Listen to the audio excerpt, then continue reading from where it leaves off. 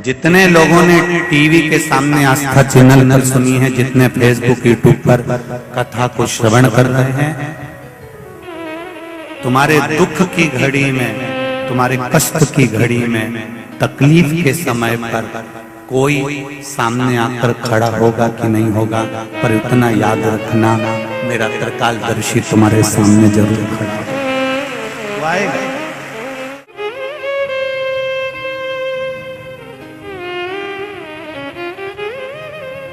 अपने गांव में, अपने नगर में, अपने शहर में, अपनी कॉलोनी में, अपने अड़ोस पड़ोस में जो शंकर जी का मंदिर है, शंकर जी का मंदिर कभी छोटा और बड़ा नहीं होता, जो शिव मंदिर हो, तुम्हारे पास में जैसा शंकर जी का मंदिर हो, आप तो बस एक लोटा जल वहां चढ़ाना चाहते हो।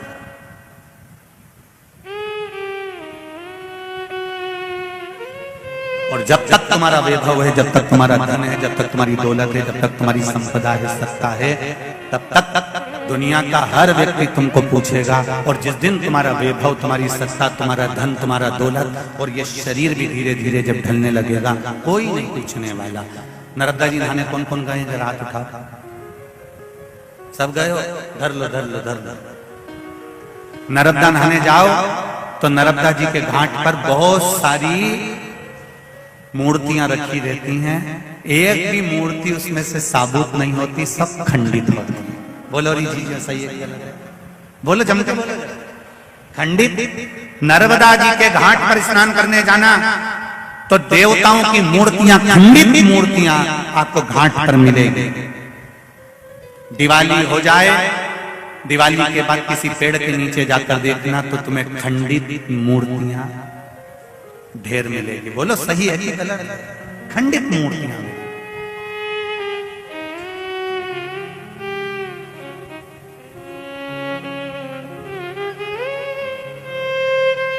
जहां जा रहे आपका मन पड़े, जहां जाकर महाराज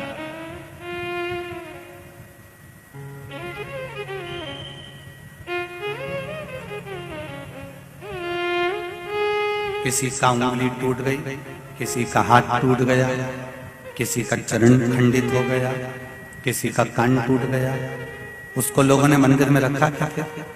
बोलो बोलो जम के। नहीं रखा। भगवान की मूर्ति भी टूट जाती है तो दुनिया के लोग उसको मंदिर से निकालकर पेड़ के नीचे और नर्मदा जी के घाट पर छोड़ देते हैं।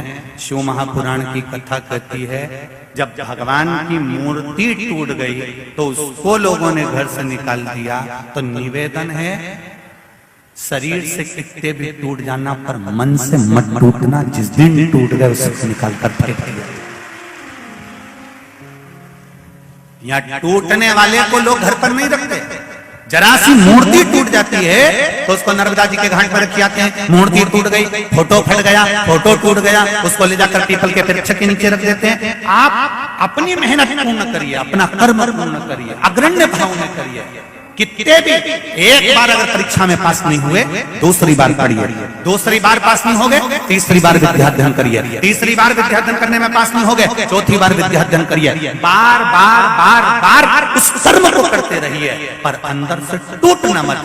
अगर मूर्ति टूट जाती है तो उसको भी बाहर निकाल दिया जाता है, अगर भीतर से टूट गए तो फिर कहीं के नहीं रहोगे। इसलिए टूटना मत, मजबूत करो।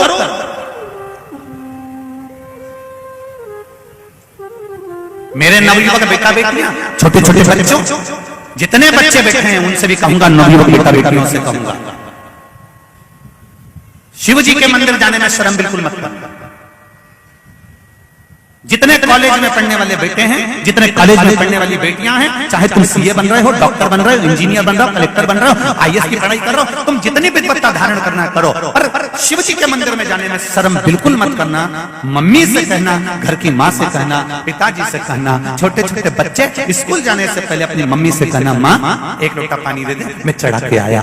कॉलेज जाने वाली बेटियां, तुम जिस भाव में, तुम तो बस कहीं कोचिंग भी जा रही हो, ट्यूशन भी जा रही हो, तो अपने घर के लोगों से कहना कि मुझे एक लोटा पानी दो मम्मी, मैं अभी चढ़ा के आई, पापा मैं अभी चढ़ा कर आया। जब नवयुवक बेटे बेटियां शंकर जी के मंदिर में एक लोटा जल पानी चढ़ाएंगे दुनिया के लोग कितने भी हंस रहे होंगे, एक बार तुम्हें अगर मंदिर जाता हुआ देख लेंगे तो ये निश्चित है कि तुम भी कजन कितनों को प्रेरणा दे दोगी और तुम्हें देखकर और लोग मंदिर जाना प्रारंभ कर देंगे। हंसने वाले हंसते रहेंगे, गाली देने वाला देता रहेगा, शब्द कहने वाला कहता रहेगा, ताने देने वाला ताना देता रहेगा। तुम मंदिर जाना मत छोड़ो, शंकर के द्वार जाना मत छोड़ो, शिव की चौखट तक जाओ।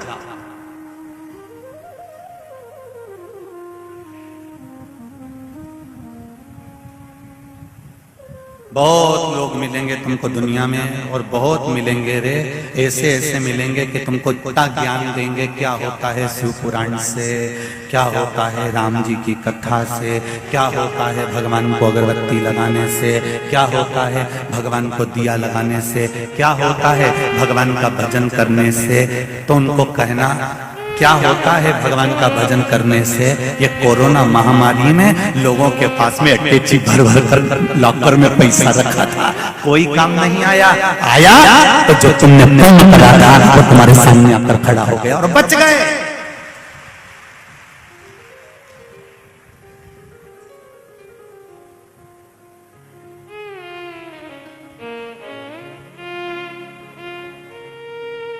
तुम्हारा पुण्य तुम्हारे सामने, तुम्हारा भजन तुम्हारे साथ में, तुम्हारा कीर्तन तुम्हारे साथ में। तुम्हारे रिश्तेदार तुम्हारा साथ देंगे कि नहीं देंगे, तुम्हारे परिवार वाले तुम्हारा साथ देंगे कि नहीं देंगे, तुम्हारे कुटुंब वाले तुम्हारा साथ देंगे कि नहीं देंगे, तुम्हारे पत्नी बच्चे पति कुटुंब परिवार तुम्हारा साथ देगा कि नहीं देगा वो पता नहीं। पर शिव महापुराण की कथा, भगवान शंकर अमरनाथ की गुफा में माता पार्वती जी को जब अमर कथा कर रहे हैं तो अमर कथा कहते हुए शंकर भगवान ने उसी समय पार्वती जी से कहा, पार्वती जितने भी जीव हैं, जितने जलचर थलचर वायुचर जो भी यहाँ पर है सबको भगा करा, मैं तुझे अमर कथा सुनाऊंगा। पार्वती जी करने लगी, अमर कथा मुझे सुनाओगे तो इनसे क्या तकलीफ है? नहीं पार्वती, किसी को अमर कथा नहीं सुनाऊंगा, तेरे को सुनाऊंगा। तो पार्वती जी ने कहा पशु पक्षियों से तकलीफ क्या? शंकर भगवान ने कहा मुझे पशु पक्षी से तकलीफ नहीं है, दिक्कत ये है अकेले आए थे तो अकेले जाना है, इसलिए अकेले रहकर जो तुम भजन कर सकते हो, जो स्मरण कर सकते हो उसके बराबर सुख नहीं मिल सकता। इसलिए पार्वती तू बैठ, मैं तुझे एकांत में शिव महापुराण की कथा सुनाता हूँ, अकेले में अमर कथा सुनाता हूँ। मैं अमर कथा तुझे सुनाऊंगा तो सुन दिल से, क्योंकि अकेला मनुष्य के साथ शंकर भगवान ने कहा पूरा परिवार तुम्हारी श्वास है तब तक तुम्हारे साथ में है, और जब तुम्हारी श्वास रुक गई उसके बाद तुम्हारे साथ परिवार नहीं होगा। जो तुमने दान किया है, जो तुमने शिव महापुराण की कथा सुनी है, जो तुमने एक लोटा जल चढ़ाया है, जो तुमने बेलपत्री चढ़ाई है, वो तुम्हारा पुण्य तुम्हारे साथ अंतिम बिंदु तक जाएगा, कोई नहीं अंत तक।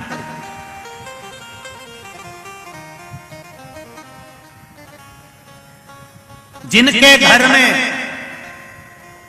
साधु के वचन नहीं आते, सुन लेना जरा अच्छे से भीकन गांव वालों, और जितने आस्था चैनल पर सुन रहे हो और जितने फेसबुक ग्रुप पर सुन रहे हो ध्यान से सुनना। जिनके घर में साधु के वचन नहीं आते, जिनके घर में गुरु के वचन नहीं आते, जिनके घर में साधु के वचन प्रवेश नहीं करते, वचन नहीं आते, उन्हीं के घर में सल्फास की गोली आती है, उन्हीं के घर में आती है। जिसने एक बार शिव महापुराण की कथा सुन ली वो सल्फास की गोली खाने को तैयार ही नहीं होता, मरने की गोली खाता ही नहीं। क्योंकि शिवपुराण एक ही बात कहती है, काय को मरो, जो जितना कोसे उसकी छाती तो कम लो। शिवपुराण क्यों मरे हम? जरा सा दुख आ गया, हम तकलीफ में आ गए, मैं तो मर जाऊं तो अच्छा, मेरे पति ने मेरा साथ छोड़ दिया, मैं मर जाऊं तो अच्छा, मेरी पत्नी मेरे को अदालत में ले जाकर खड़ी कर दी, मैं मर जाऊं तो काय को मरे, छाती पे मुंह डाल, रोज उसके घर के सामने तंगी पाटी करके एक लोटा जल भरते उसी के घर के सामने के शंकर जी को चढ़ा, हर हर महादेव।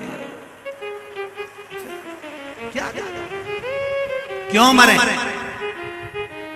बड़ा दुख मिल गया, बड़ी तकलीफ हो गई, गुरुजी व्यापार में घाटा लग गया, हम तो पूरा परिवार मर जाएंगे, हमारा तो पूरा कर्जे में डूब गए, हम तो मर जाएंगे। क्यों मरना? किसे?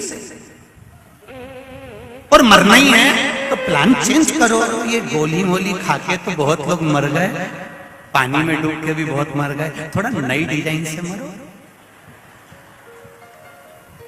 रेल के नीचे भी कूद के बहुत मर गए, गाड़ी के नीचे बहुत मर गए, बंदूक से बहुत मर गए। अब कुछ नई डिजाइन लाओ। तो किसी ने पूछा वो डिजाइन कौन सी? हमने कहा कुछ नहीं, शंकर जी की कथा सुनो, एक लोटा पानी शंकर जी के चढ़ाओ और जितना शिव जी के पानी चढ़ाओ, जो तुमको गाली दे उसके सामने उतने बंटन के जा और शिव जी का भजन। एक बात ठानो, क्या मरना ही है तो शंकर का भजन कर करके मरूंगा, शिव की कथा सुनकर मरूंगा, शंकर का स्मरण करके मरूंगा, नहीं मरूंगा ऐसे। जब तक शिव नहीं चाहेगा तब तक नहीं मरूंगा। तो मरने की प्लानिंग चेंज करो। और जब तुम शंकर जी के हो जाओगे, जब तुम शंकर के हो गए, तो भोलेनाथ जी पार्वती जी से कहेगा ये सुधरने वाला नहीं है। पार्वती जी बोली बेचारा तपस्या कर करके मर जाएगा, कुछ करो। शंकर भगवान बोलेंगे अरे पार्वती ऐसे मरने नहीं दूंगा, मेरा है तो चिंता मत कर, और भजन करवाऊंगा और भजन करवाऊंगा और मरने